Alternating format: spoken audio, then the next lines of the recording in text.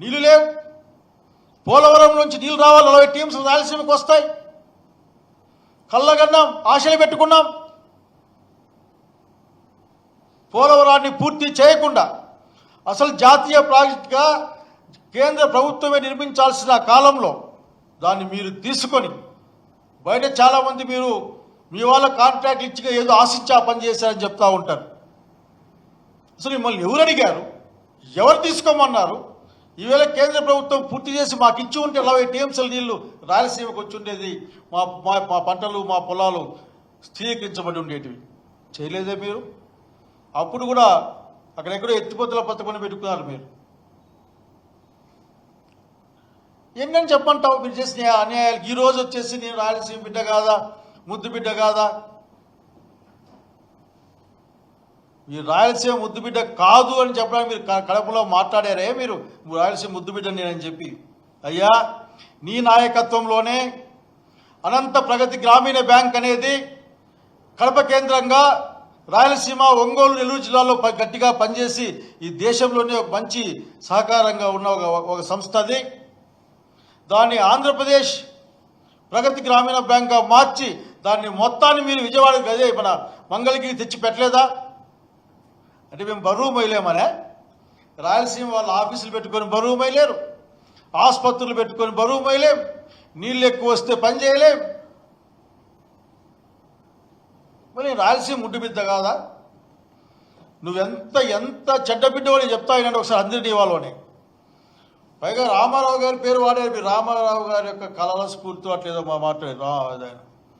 రామారావు గురించి ఎందుకు మాట్లాడతారు బాబు గారు మీరు? ఊరకనే, ఎందుకంటే బ్రాండ్ వాల్యూ ఉంది కాబట్టి బ్రాండ్ వాల్యూ, రామారావు బ్రాండ్ని వాడుకునే ప్రయత్నం తప్ప మీ దగ్గర ఇంకేమన్నా నిజాయితీ ఉందా అని అడుగుతా ఉన్నా నేను. హంద్రీనీవా 40 టీఎంసీలతో మొదలైతే పురోకొండలో వేస్తే ఫౌండేషన్, అదే ఆత్మకూరు దగ్గర మీరు, ఒడ్డుపల్లి దగ్గర మీరు వేసింది మళ్ళీ 5 టీఎంసీల త్రాగునీటి ప్రాజెక్ట్ అని. దాన్ని మరీ పెద్ద సాగునీటి ప్రాజెక్టుగా మార్చింది రాజశేఖర రెడ్డి గారి ఆలోచన. మీ దగ్గర ఏంది? మేము 6 లక్షల ఎకరాల భూములకి నీళ్ళు ఇద్దామనుకున్నాం. అట్లాగే 23 కొత్త స్కీములకి నీళ్ళు ఇద్దామనుకున్నాం, ఇంకొక 20 టీఎంసీలు. అందులో మా సింగనమల నియోజకవర్గానికి కూడా ఒక 2 టీఎంసీలు నీళ్లు రావాలని ఆశ పెట్టుకున్నాం. తిరిగి మీరు ఇచ్చిన జీవో ఏంటంటే, మొన్న వచ్చిన వెంటనే మీరు ఇచ్చిన జీవో 600 చెరువులు నీళ్ళు నింపుతాము అని. అంటే జగన్మోహన్ రెడ్డి గారి పథకాలు ఉంటే వాటిని కొనసాగించడం మీకు ఇష్టం లేదనుకోవాల్సి వస్తుంది. ప్రజల కష్టాలకు లోనైనా సరే, రాయలసీమ ఎండిపోయినా సరే, మీరు మాత్రం జగన్మోహన్ రెడ్డి పేరు తలుచుకోవడానికే ఆకే. కనుక ఇంకా ఎన్ని చెప్పంటారు చెప్పండి మీ గురించి. ఈ చిత్తూరు గురించి చెప్తున్నాం కదా, మన్నవరం దగ్గర ఏమైంది? అంత పెద్ద ఫ్యాక్టరీ ఏమన్నా మాట్లాడారా? విమానాశ్రయాలు అదేదో కొత్త స్కీమ్ ఉంది గవర్నమెంట్ ఆఫ్ ఇండియాలో. దాని ప్రకారం అన్ని జిల్లాల్లో కూడా విమానాశ్రయం ఉండాలి. దేశీయ రంగంలో విమానాలు బాగా ఎగరాలి. దాంట్లో భాగంగానే కదా ప్రతి జిల్లాలో కూడా ఆ రోజు యూపీఏ ప్రభుత్వం అన్ని స్టార్ట్ చేసింది. తిరుపతి, కాణిపాకం, అట్లాగే పుట్టపర్తి, కాళహస్తి, ఇవన్నీ ఈయన వెంటనే పుట్టించిన అక్కడ తీర్థయాత్రని మొదలుపెట్టిస్తారు ఆఖరికి. దాంట్లో కొత్తగా కలిపాడు ఏంటంటే గండికోట గ్రేట్ క్యానియన్. మిమ్మల్ని చూస్తే మీరు 100 అడుగుల కృష్ణదేవ విగ్రహాన్ని పెడతారో లేక ప్రజల ఆశలు ఆకాంక్షల్ని 100 అడుగుల లోపల పూర్తి చేస్తారో అది మీరే చెప్పాల్సిన అవసరం ఉంది రాయలసీమ ప్రాంతానికి. మీరు బాబు గారు, మీరు ఒక నిందేసే ప్రయత్నం చేస్తూ ఉంటారు. మీరు టెంకాయలు కొట్టినా మేము మీరు పని చేయలేని, మీరు టెంకాయలు మాత్రమే కొడతారు, లేకుంటే మేము చేసిన పనులకు ప్రారంభోత్సవాలు చేస్తారు. లేక రీసెంట్గా అయితే జగన్మోహన్ రెడ్డి గారు చేసుకున్న అగ్రిమెంట్లోనే మీరు వచ్చి మరీ తిరిగి ఇంకొకసారి మా కర్నూలులో మొన్న ఏదో గ్రీన్ ఎనర్జీ కింద ఏదో చేశారే, ఆల్రెడీ అగ్రిమెంట్ అయిపోయి అన్నీ అయిపోయిన విషయాలను తెచ్చి అట్లనే చేస్తారు. మీరు రాయలసీమ వాళ్ళని చెప్పుకోవాలంటే మీరు 4-5 పనులు చేయాలి. ఒకటి, తక్షణం మాకు హైకోర్టుని రాజధాని అడుగుతా ఉన్నా నేను. కానీ మీ రాజధాని అమరావతిలో 30 అడుగుల నీళ్ళలో ఉంటుంది. మా ఊర్లో నీళ్లు లేవు కాబట్టి 30 అడుగుల నీళ్ళు ఇవ్వలేము. మేము షిప్పుల మీద రాజధాని కట్టలేం. కాబట్టి మీరు మాకుగా మాదైన మా హైకోర్టును మాకు ఇవ్వండి, తక్షణం ఇచ్చేసేయండి. అట్లాగే మా అనంత ప్రగతి గ్రామీణ బ్యాంక్ ఆంధ్రప్రదేశ్ ప్రగతి గ్రామీణ బ్యాంక్ మార్చిన తర్వాత విజయవాడ అమరావతి ప్రాంతానికి తీసుకెళ్లకుండా మా కడపలో పెట్టండి. ఎయిమ్స్ని మా అనంతపురం జిల్లాలో పెట్టండి. చెన్నై బెంగళూరు కారిడార్ని తిరిగి దాన్ని పనిచేయించండి. అంతెందుకు, మాకు నీళ్ళు ఇవ్వండి. 100 టీఎంసీల నీళ్ళు మా అనంతపురంకి ఇవ్వండి. అన్ని ప్రాజెక్టులు తక్షణం పూర్తి చేసి అనంతపురం రాయలసీమ అవసరాలు తీరిన తర్వాతనే ముందుకు పోయేదానికి మీరు ప్రయత్నం చేయడం అగ్రిమెంట్ ఉంది. ఇవి కదా మీరు చేయాల్సింది. ఇవన్నీ ఏం చేయకుండా నేను ముద్దుబిడ్డ కాదా?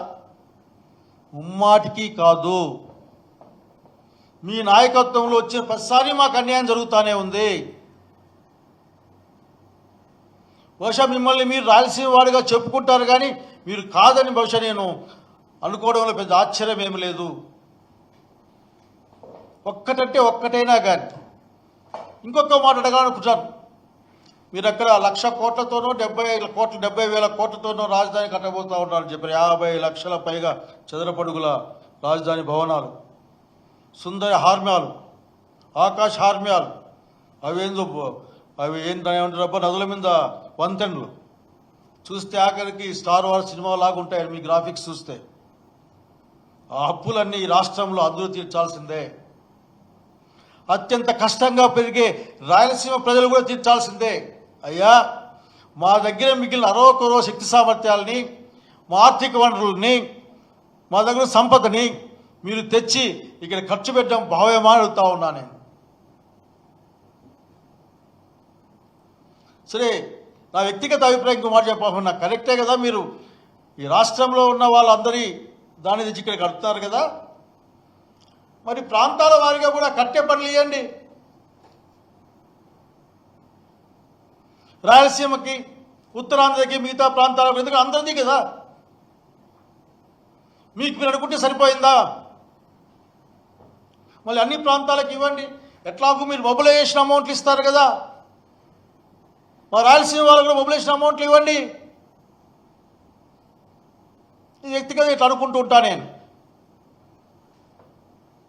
ఇంకో అడుగు ముందు అప్పుడే ఏమనుకుంటా అంటే, నేను అసలుకి ఈ చంద్రబాబు నాయుడు గారు రాయలసీమకి ఎందుకు ఇంత కక్ష ఇతనికి అనుకుంటుంటా నేను.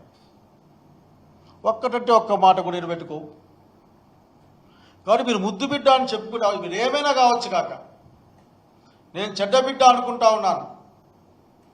చెడ్డ బిడ్డ అంటే మరి చెడ్డ అర్థం వస్తుందేమో, తెలుగు ఇది.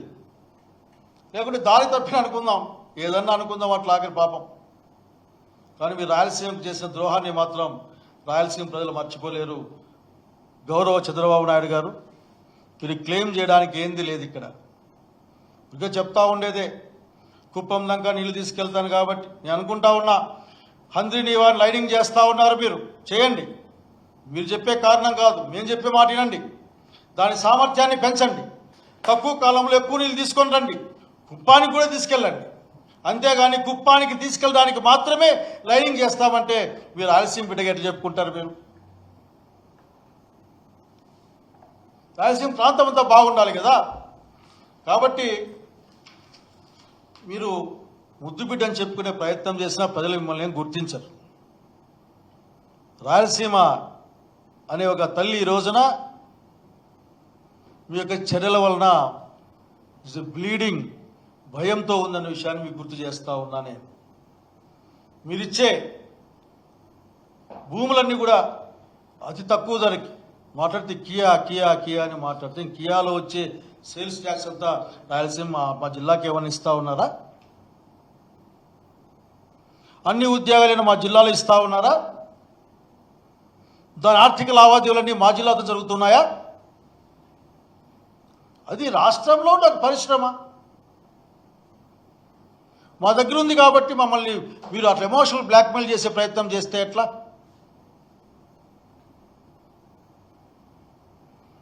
కనుక మీరు దయచేసి రాయలసీమని పట్టించుకోండి. ఎలాగూ మీరు ఈ పనులు ఏమి చేయరు. ఎందుకంటే గతంలో ఇచ్చిన పెద్ద బుక్ మా దగ్గర అట్లే దాచిపెట్టుకున్నాం మేము. ఎప్పుడన్నా కానీ పాపం బాబు గారు చేస్తారేమో ఆ కడపలో న్యూక్లియర్ ఫ్యూయల్ కాంప్లెక్స్ నేను కట్టేటట్లు అక్కడ 7వ ధార్మిక పదార్థాలు దొరుకుతాయి కాబట్టి అక్కడ టెస్ట్ చేస్తామని బిల్డింగ్ పెట్టుకున్నారు. అట్లాగే పుట్టపర్తిని ఆధ్యాత్మిక కేంద్రంగా మారుస్తాం లేక డెవలప్ చేస్తాం. ఏమన్నా మాటనా ఇది? మా చెవుల్లో ఏం పెడదాం అనుకున్నారు మీరు? పెనుగొండలో ఇస్కాన్ గుడి, అది కూడా ప్రాజెక్టా? నాకేం అర్థం కావడంలే. బహుశా మీరు రాసుకున్నారు లేక మీరిచ్చే రాసుకున్నారు. మా జిల్లాలో ఆల్రెడీ అసలు ఒకసారి రీఆర్గనైజేషన్ యాక్ట్ చదువుకోమని కోరుతా ఉన్నా నేను. ఆ యాక్ట్తో భాగంగా ఏ జిల్లాకి ఇచ్చాము రాసుకోండి. ఇచ్చారు ఆ రోజున. అనంతపురం జిల్లాకి సెంట్రల్ యూనివర్సిటీ ఎయిమ్స్ అడిగాం, మీరు మాకు కస్టమ్స్ ఇచ్చారు. అట్లాగే సెంట్రల్ యూనివర్సిటీ ఇచ్చారు. ఎయిమ్స్ ఎత్తుకెళ్ళి మీరు మంగళగిరిలో పెట్టారు.